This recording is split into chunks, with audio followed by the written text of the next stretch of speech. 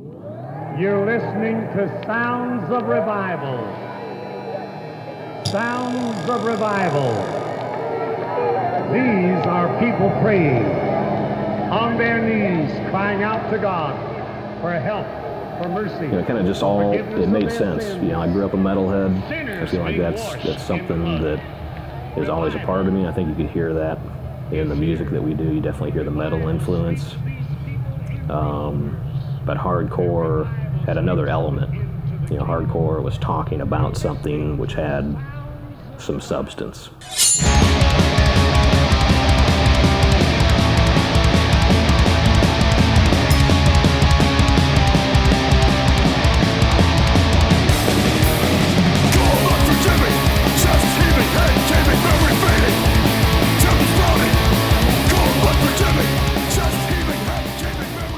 So I was involved in the Fort Wayne local hardcore scene before I joined the military, and I ended up moving away, obviously, for being on active duty. Met Mark through the original drummer that we jammed with. You know, after cycling through a bunch of different members, he ended up working out. I would go to shows as often as I could in Nashville, but unfortunately, with my work schedule, it wasn't always permittable.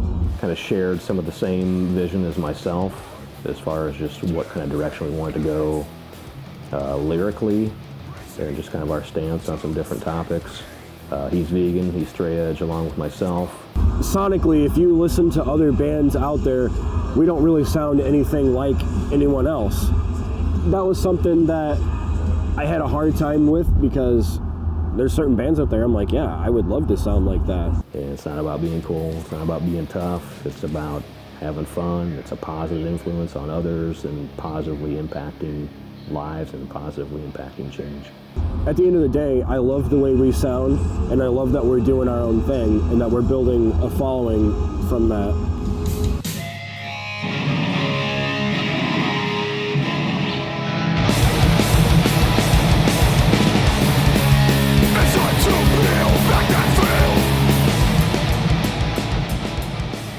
You saw the new bands like Brute Force open up to show it, and you saw the old guys going like, oh yeah, and cheering it on. Yeah, right. And then when Unbroken played, you saw all the young people going nuts too. Like, and it's hard.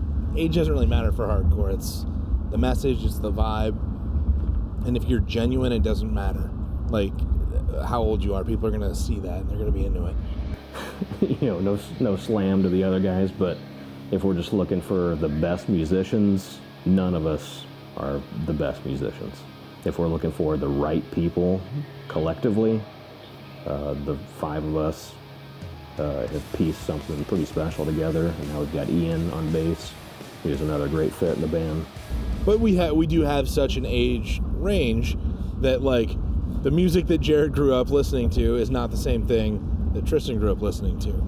Like, your first metal band and your first hardcore band, or their first hardcore bands, are going to be different. And that's really cool, and you can hear it. You can see it when they play.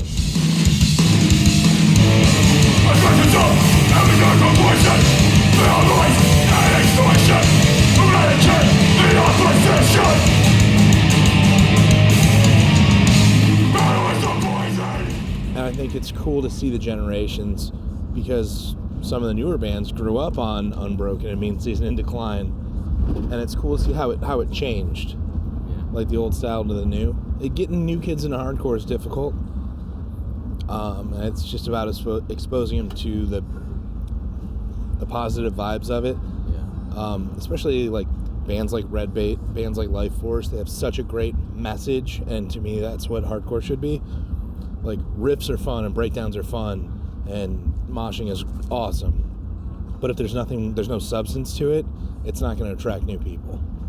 You know, momentum, I think for us at this time and this point in our lives, you know, where we're at personally, where we're at as a band, and the long journey we've kind of had just getting to this level, you know, where we're at in the world, in the United States now, on a political level and everything that we're dealing with, we've chosen to kind of create this momentum for ourselves.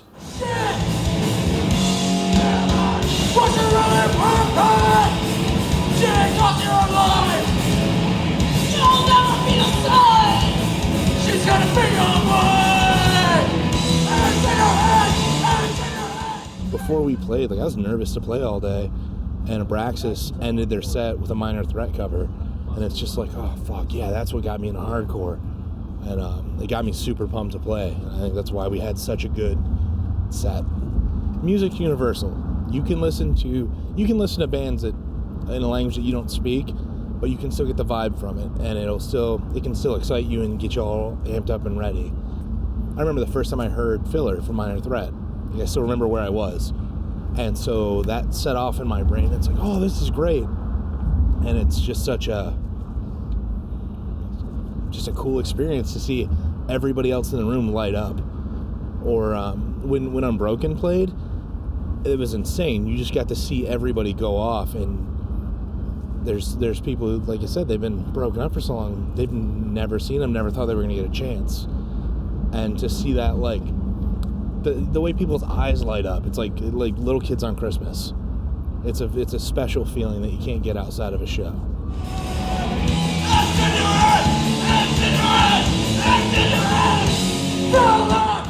We ended up finding Mickey, who originally was the bass player in the band, who now plays guitar along with myself. My love's always been for underground music, punk, hardcore, metal, stuff like that.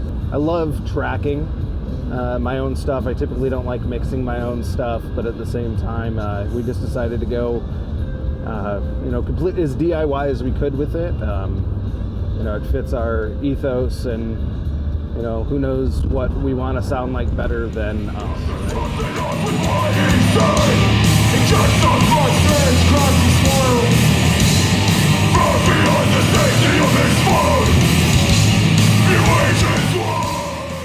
I hopped in on bass in November of, I think, 2017, and we jammed, every once a week for a good year or so, and we had a couple of different drummers, and things slowly started coming together. We just kept writing more music and riffing at practice and stuff like that. And we did do a demo for the first time. We hit the road when we went to St. Louis for Kitty Fest. It was a fundraiser for animal shelters and stuff like that.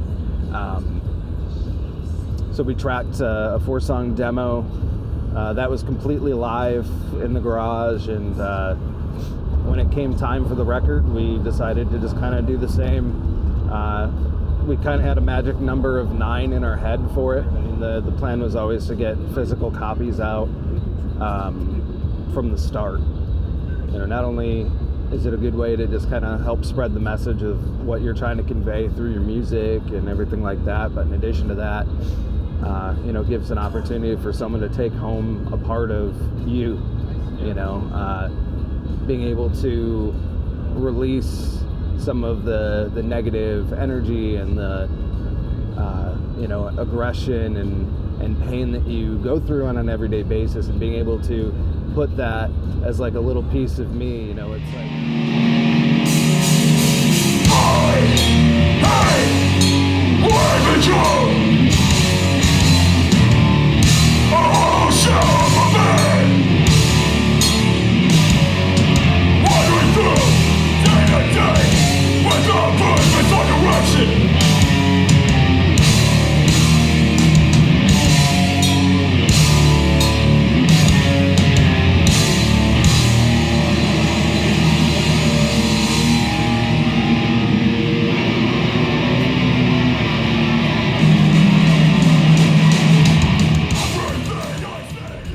it's almost like your children. It's a piece of you, and you're proud of it, and you want people to experience it. You want to be able to share it with people that feel the same way, or have felt the same hardships in life and stuff like that. There was some kind of message there, and sometimes the message was just expressing emotion in a different way than metal did, and sometimes it was political.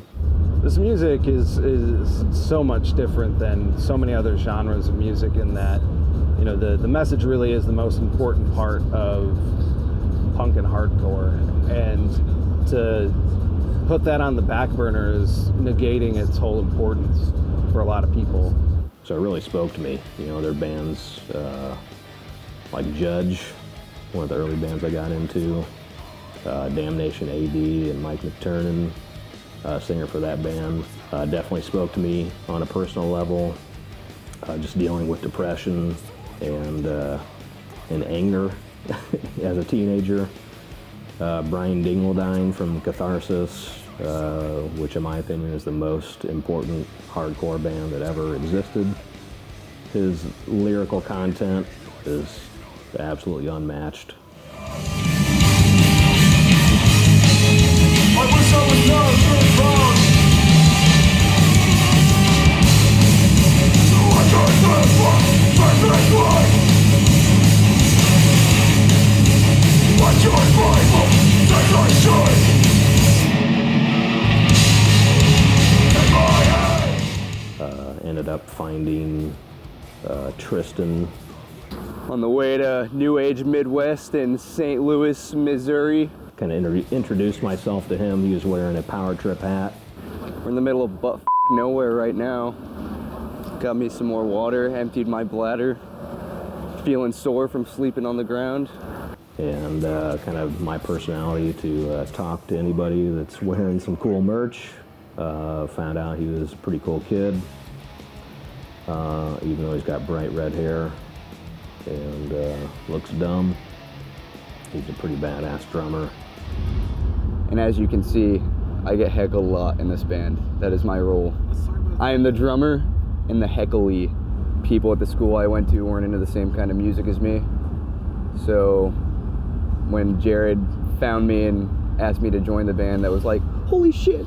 Each member of this band, you know, was handpicked to be a member of this band. Like, that felt right. It's cool that I'm in this band, especially with a bunch of dudes that already have the experience that they have, to be able to show me how to do things later on when I want to start a different band of my own. We played Muncie maybe 2 months ago, and I met a girl there that was a promoter, so I asked her if she knew anybody in like Bloomington, just because that was on the way to St. Louis. And we just hooked up with Rylan. She set it all up, got dig deep on it. And that was the first show that I've actually put the work into setting up, and the fact that it turned out the way it did was super fucking cool for me. I mean, like, any show we play is awesome, but seeing people my age going hard in a tiny ass, hot, sweaty basement, that was awesome. That was an experience. Everything is proportion, violence, and extortion, eradicate the opposition. Brothers are poison, merchants of death. There's been a few times where I've seen other bands where they like give me the mic for a second at like hardcore shows, and just that to me is like, holy shit, I heard myself over the PA with like Power Trip or something. So the fact that I was actually up doing a spot, that was super cool. I've pictured myself doing that for years.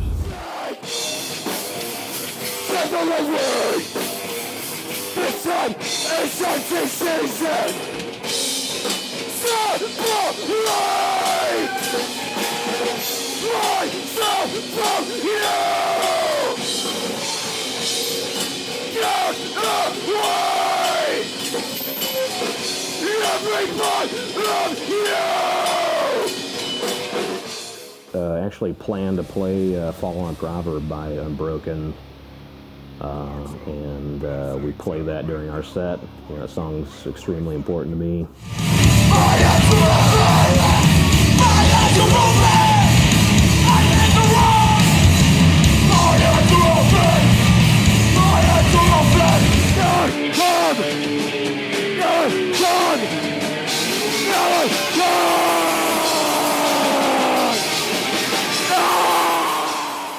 The biggest is that some friends of mine in a band called Planes Mistaken for Stars used to cover that song for a couple years, and you know, being that I had never had the opportunity to see Unbroken, you know, I kind of got to live that experience with them playing that song, and I sang along to that song dozens of times. Unbroken actually kind of had a surprise set at the New Age Midwest Fest when David Claiborne, singer for Unbroken, stepped in with Mean Season and played 4 or 5 Unbroken songs, but they started off with Fall on Proverb.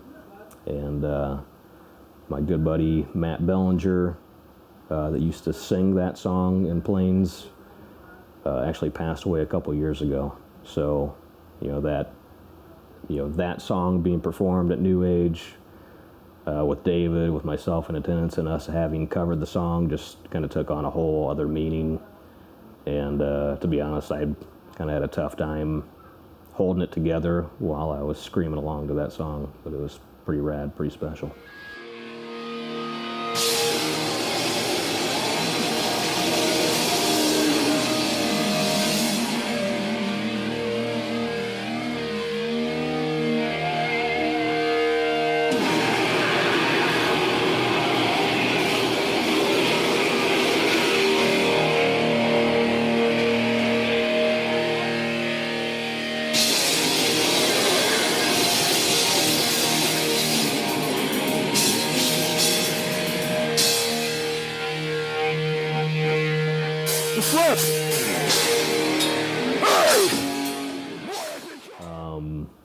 When I kind of took a hiatus from hardcore and music in general, there was something missing, and I needed to play, but not just play music. I needed to contribute on a different level, and I think as a band it's important for us to speak for those that don't have the ability to speak. There's so much going on in the world these days, especially in the United States, that we're dealing with personally, that I feel like we're obligated to speak out and talk about those different things and have a message that can hopefully positively impact some change in somebody.